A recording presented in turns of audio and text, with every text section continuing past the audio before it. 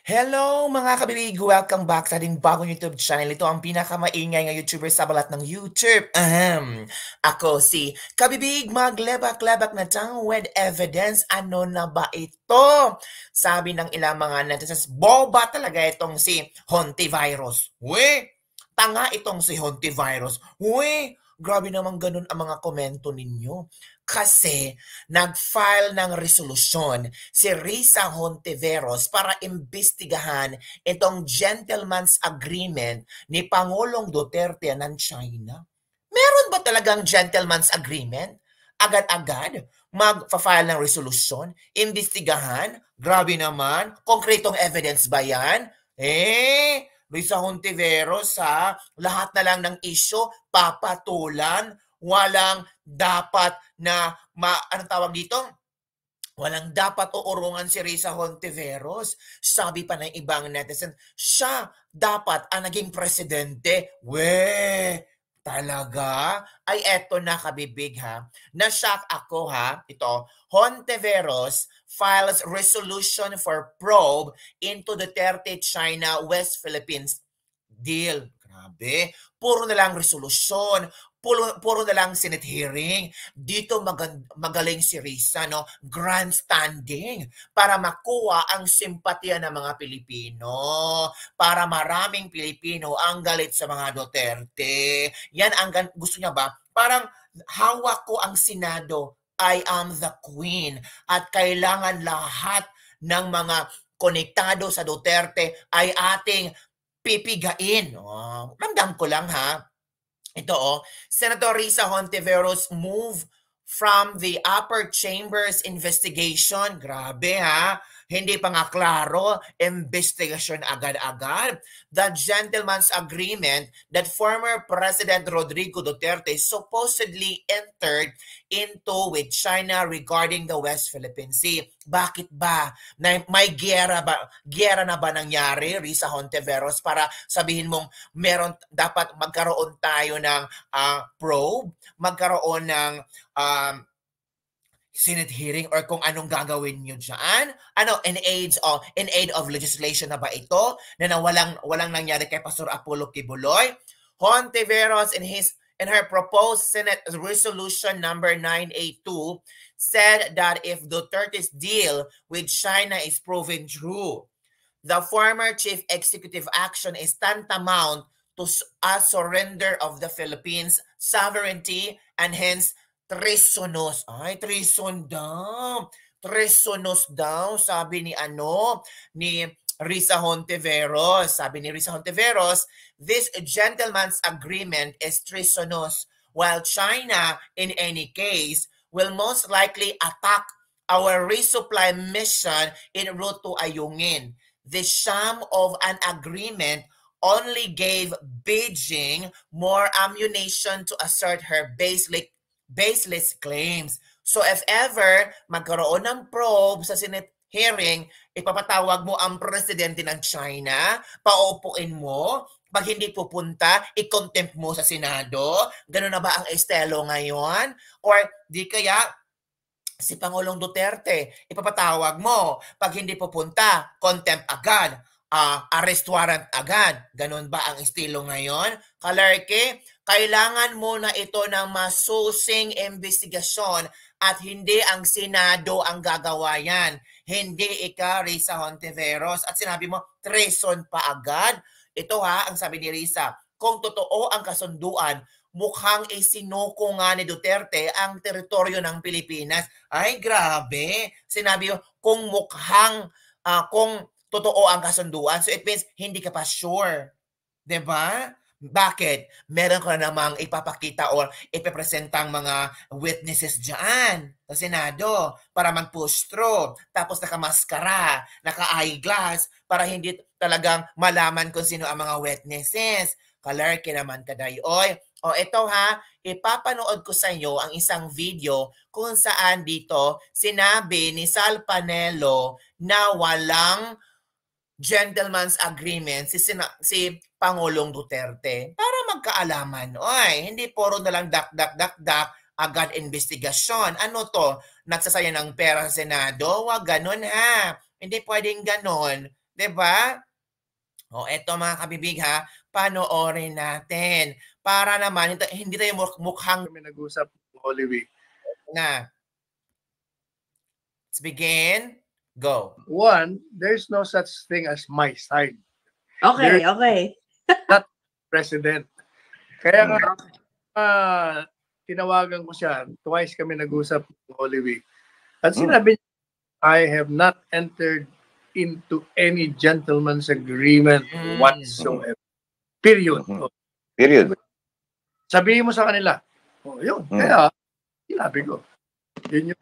May go signal ka mula sa Pangulo. Wala nang iba pa. Did he expound on it a little bit? Anong reaction niya nung may sinabi daw? Nagalit pa siya, Sek? Sinabi nga ni Attorney Roque na ganun. Sinabi niya, I have not entered into any gentleman's agreement. Whatsoever. Yun. Ganun lang kasimple. Ganun lang magsalita. Di ba, pareho naman kami style nun eh. Yung diretso, period na kagad. Wala nang maraming ano pang kuskus balungos. Wala siyang sinasabi tungkol doon.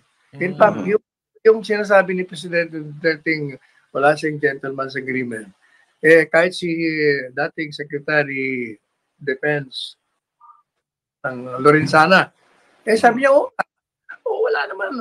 I don't remember any gentleman's agreement. Walang gentleman's agreement. How about diba? Walang gentleman's agreement. Period. O ano ba ang gustong iparating ni Risa Hontiveros? Anong gusto niyang ipoprobe dyan sa Senate hearing? Resolution. Ano na naman to? Grandstanding na naman, pabilib na naman, paepal na naman. Lerky, ay. yung kinakot po ni Smokes Harry Roque na si dating DFA naman, yan. Secretary Alan Peter Cayetano, nakaharap din siya nung nabanggit mo yun. Basta yun na, sinabi ni Presidente Duterte at yun din ang naalala naming dalawa ni Secretary Delfin Lorenzana na walang pinapakita kahit na kasunduan. There you go. One, there's no such walang thing kasunduan, walang gentleman's agreement sa China.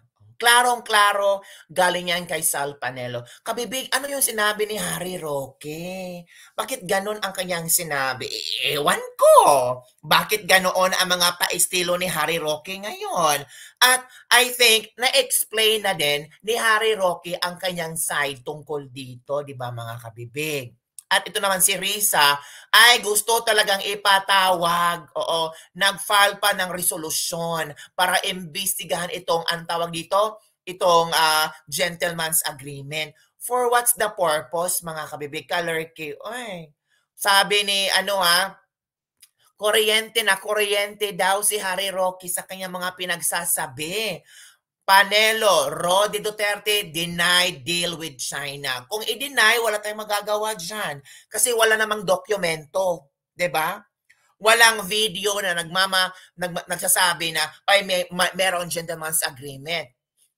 Sabihin to, si Roque pwede yung iharap sa Senate hearing. Iharap sa Senate hearing si Harry Roque. Haharap kaya yan. Ay nako kabibig, i-contempt na naman ni Risa Hontiveros. Puro na lang kayo contempt. For what's the purpose? Diba? Sabi ni Sal Panelo, talagang wala. Twice na sila nag-usap ni Pangulong Duterte at wala talaga. Walang gentleman's agreement. So paano yan kabibig?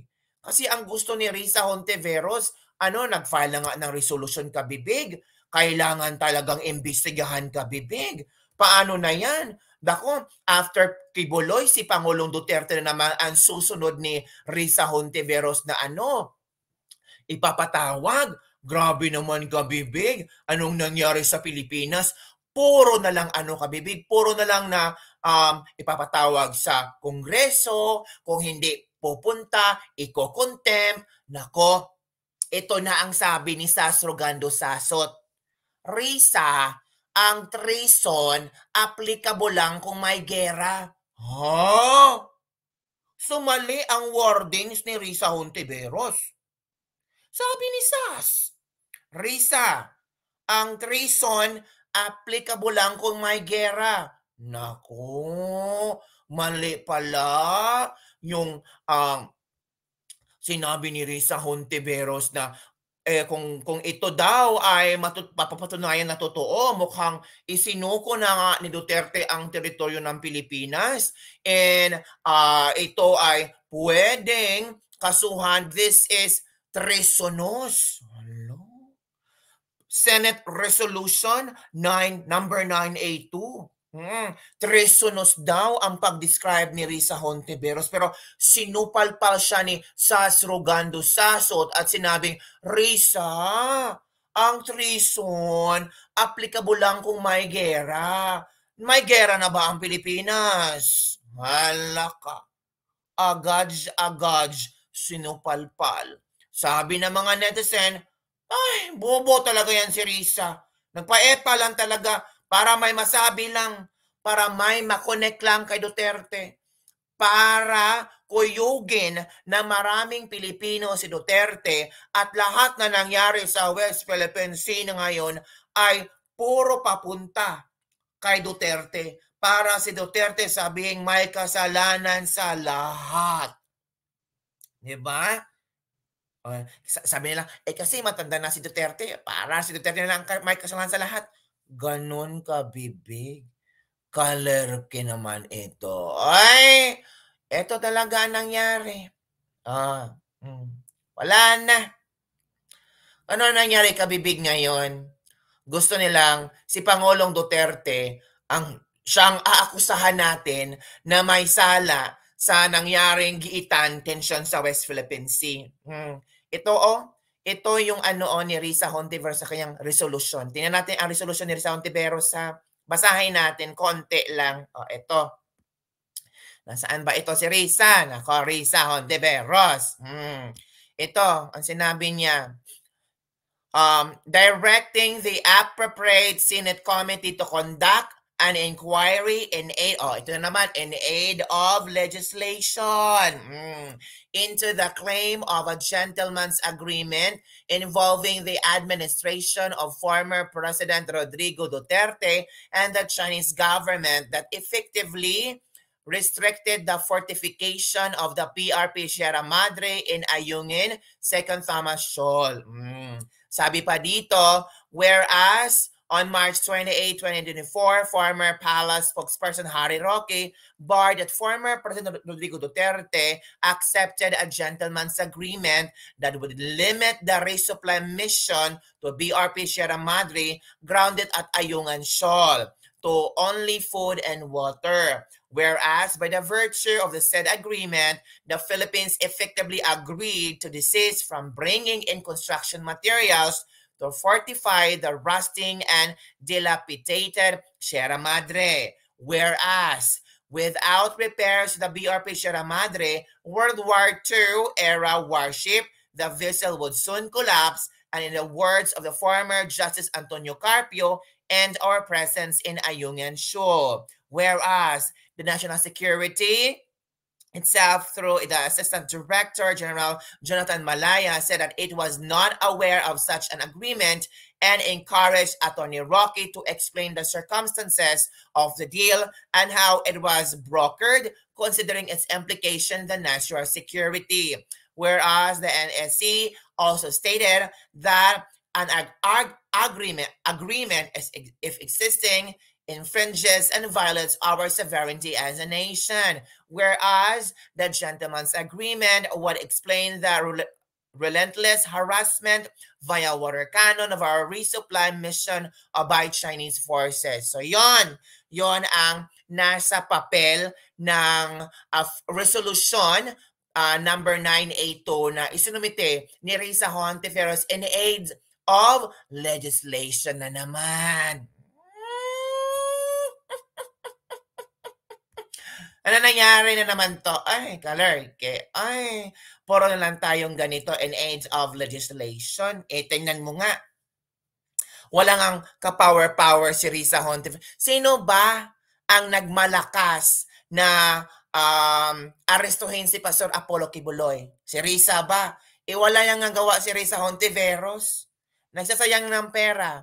Di ba ang Davao RTC ang nag-release ng warrant of arrest? Kumusta na pala ang warrant of arrest ni Pastor Kibuloy? Kaninong warrant of arrest yon? Kay Risa Hontiveros ba yon? Hindi nga. Oo, wala pa nga nakarating sa Davao PNP yung warrant of arrest ng Senado, ng pa-contempt. Ang naunang warrant of arrest yung Davao RTC. Ano ngayon? Nga. Ito si Risa, pa-epal-epal. Diba? Nalaman niya ang Davao RTC ay nag-release ng warrant of arrest kay Kibuloy, naggawa ng video. Sinabi pa niya, matatapos na masayang araw mo. Dapat, bakit Risa? Ito ba yung warrant of arrest na kinokontent mo si Pastor Apollo Kibuloy? Hindi naman na. Ay, mahilig umangkin sa hindi niya gawa. Oh. Dapat sana yung pag-release talaga ng warrant of arrest dapat na-serve yun ni Pastor Apollo Kibuloy. Hinarang sa korte. Hinarang na mga lawyers ni Pastor Apollo Kibuloy. So wala pang desisyon ang korte. Ngayon, na-serve ba? Hindi.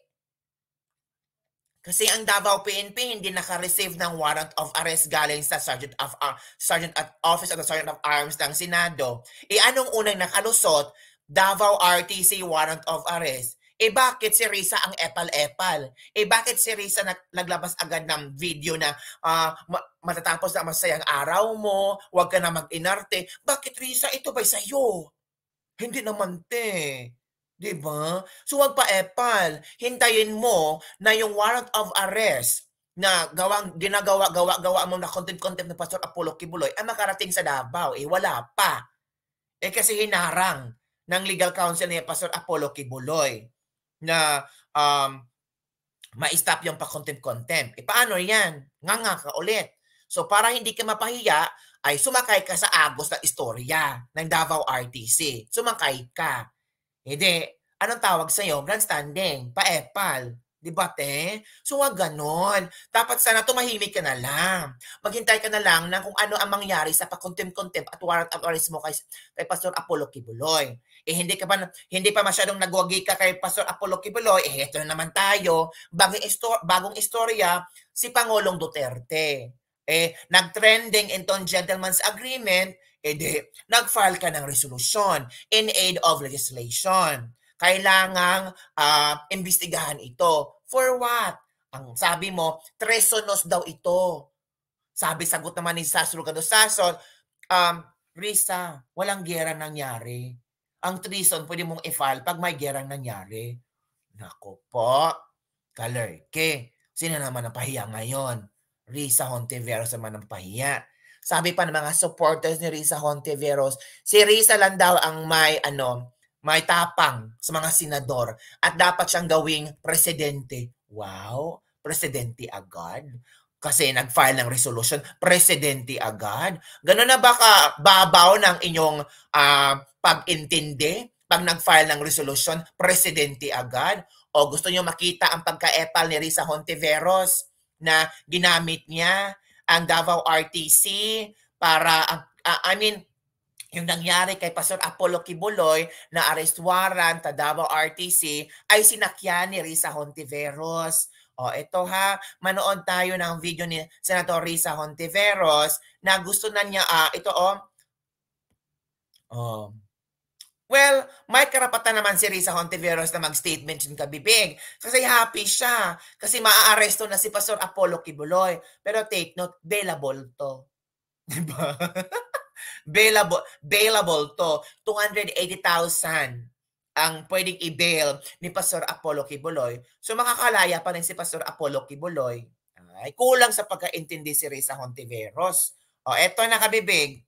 Bilang nga ang mga masasayang araw ni Kibuloy, halos lahat na ng mga institusyon sa Pilipinas ay gumagalaw upang mapanagot siya. The PNP in Davao previously expressed its willingness to work with other law enforcement agencies in arresting the Kingdom of Jesus Christ leader. Tiwala ako na matutupad ito at mahuhuli si Kibuloy. Once he is arrested, the Senate Committee on Women, Children, Family Relations, and Gender Equality will expect his appearance in our next hearing. Pinapanawagan ko din kay Kibuloy na huwag nang mag-inarte.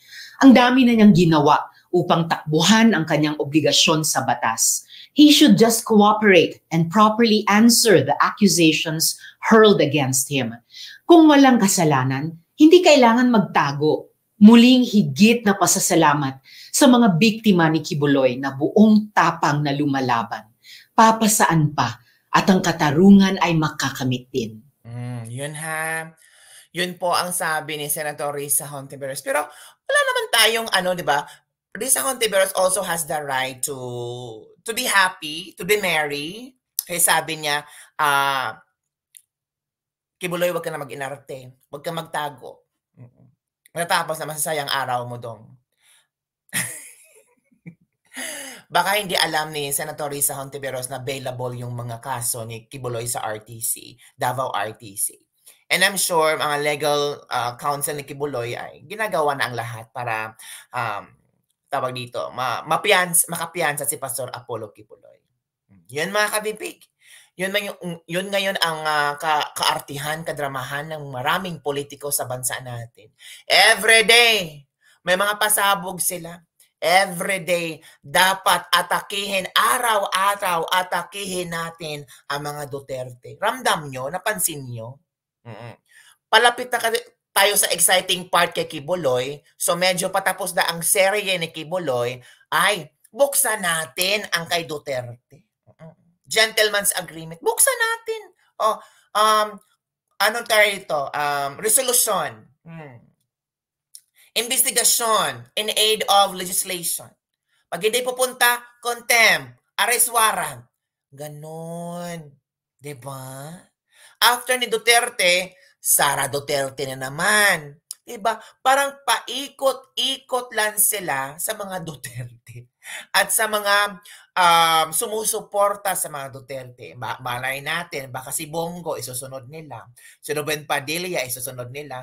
Baka nakalista na yan sa kanilang mga ledger ba? O eto, unahin natin. So yun na nga mga kabibigat. Sana, let's wait and see kung ano ang update nito. Basta, ang sinabi ni Sal Panelo na walang gentleman's agreement. Pero bakit sinabi ni Harry Roque Kabibig na may gentleman's agreement? Naku po, mananagot yata itong si Harry Roque. kung meron talagang Senate hearing ay unang ipapatawag si Harry Roque talaga. Ay, nako. Eto na. Nag-respond si Harry Roque. I-share ko sa inyo ha. Oo naman, mag-respond talaga si Harry Roque, mga kabibig. Kailangan mag-respond siya kay Risa Hontiveros. O ito. Press release in response to Senator Risa Hontiveros. Kita ba? Hindi kita. Sige, stop ko muna ang share ha. Yung malaki, yung kitang-kita, yung puro kay Harry Roque na lang yung statement makita natin. Ito na. Ito na kabibig. Para may tayo ba? Information. Ito na. Ito ang statement. Senator Risa Hontiveros resolution describing the gentleman's agreement to respect the status quo in the West Philippine Sea as treasonous is evidence of her obvious gross ignorance of the law. Ignorante daw si Risa Hontiveros. Treason requires first an armed conflict. She's obviously riding high on xenophobia, which will only worsen already heated bilateral relations between the Philippines and China. Whatever foreign policy direction former President Rodrigo Roa Duterte took in his administration is his exclusive prerogative as chief architect of foreign policy. Her resolution, kang Risa resolution, is chiefly in aid of her election for higher office. Sinofal-fal.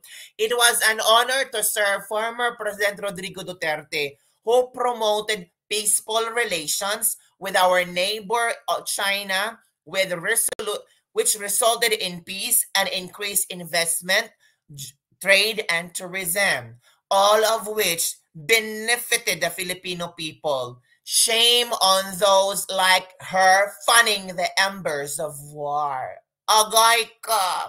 Ignorance of the law ka daw, Risa Hontiveros. Yun ang sabi ni Harry Roque. Paano yan, te? Sinupalpal ka ng double sampal. Nako, yun mga kabibig.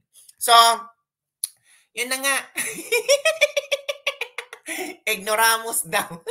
Kalerke, ang sakit naman, oy. Ang sakit ng sinabihan ka ba? Para lang talaga, it means paepal lang. Para daw i-prepare ni Risa Hontiveros ang kanyang sarili para sa eleksyon. Ay! Anong plano ni Risa? Ito, in aid, her resolution is chiefly in aid of her election for higher office. Ay, may drama pala ito. May pangarap na between pala si Risa Hontiveros. Gusto niya na ako lang ang makikitang heroine ng mga Pilipino. Ako lang ang makikita lang lumalaban para sa karapatan at katarungan. Kaya gagawin ko ito. Ganon ang drama, ang script ni Risa Hontiveros. Pero sinupalpal siya agad ni Harry Roque. Her resolution is chiefly in aid of her election for higher office. Ito is evidence of her obvious gross ignorance of the law. Ignorance of the law excuses no one ba ya? So we are putting a senator that is obvious gross ignorance of the law? Nag-elect tayo ng ignorante ng batas? Ano? Ito sinabi ni ni Harry Roque. Di ba mga kabibig? Alay, Kalerke ito. Baka we need to reflect something about this resolution na ipinipile ni Risa Hontiveros. Baka dito masupalpal si Risa Hontiveros, baka maraming tao mag-reflect yun. Hala ka, nag-elect tayo ng isang ignoramos. Hala ka, anong nangyari kay Risa Hontiveros? Grandstanding talagang babaeng ito para sa kanyang election. Yun ang pwedeng maging interpretasyon ng maraming tao ngayon. Kasi lang, for the sake of aid of legislation. Tapos, tresonos ang sabi ni Risa. Kung mapapatunayan yung totoo. Ito, supalpal siya ni Sas. Supalpal siya ni Harry Roque. Di ba mga kabibig? So, ano ang iyong komento dito? Laban pa ba Risa Hontiveros? Yung mga supporters ni Risa Hontiveros, very proud sa kanyang ginawa. Sabi daw, the earth is healing. Philippine is breathing and healing nandahil kay Risa Hontiveros. Siya lang talaga ang totoong politiko na lumalaban sa mahihirap. Uy, kung ganun ang pagtingin ng mga tao, bakit? Bagsak pa rin yung ni Risa Hontiveros. Anong tawag doon? Yung ratings niya. Kung talaga ang siyang totoong lumalaban, bakit bagsak ang kanyang mga ratings? Mga kabibig, yun lang ang aking mga interpretasyon, ang aking mga kuro-kuro. Pero I don't know kung ano ang inyong mga kuro-kuro dyan. Sana, kung ano ang gusto ni Risa Hontiveros at kung ano ang kanyang plano, gusto niya na in aid of legislation, pero sinupalpal na siya ni Harry Roque at ni Sasurugando Sasot, para siyang naging tanga at bobo nito. Ignorance. Anong tawag ni Harry Roque sa kanya? Ito ang sinabi niya, her obvious is evidence of her obvious gross ignorance of the law. Ay, ang sakit eh. Shame on those like her fanning the embers of war. Agay, kasakit. Uy, parang sinaksak ako ng todo ba? Parang napahiya ako. Sunog na sunog. Magtago muna ako for a few days. Huwag muna ako magsalita kasi nasupalpal ako ni Harry Roque. Isang lawyer. So yun lang po mga kabibigang ating latest lebak for the day. Don't forget to like, subscribe, and share this video. Ano ang inyong opinion tungkol dito? Well, marami namang mga supporters si Risa Hontiveros. Maybe they have their different opinion regarding this one. Baka ito na ang sinasabi nilang katapusan ng paghari-hari ng mga Duterte. At si Risa Hontiveros lang ang tanging susi para giginhawa muli ang bansang Pilipinas. We. So yan lang ba mga bibigyan ating Ladies Don't forget to like, subscribe, and share this video. Babush and everyone. Bye.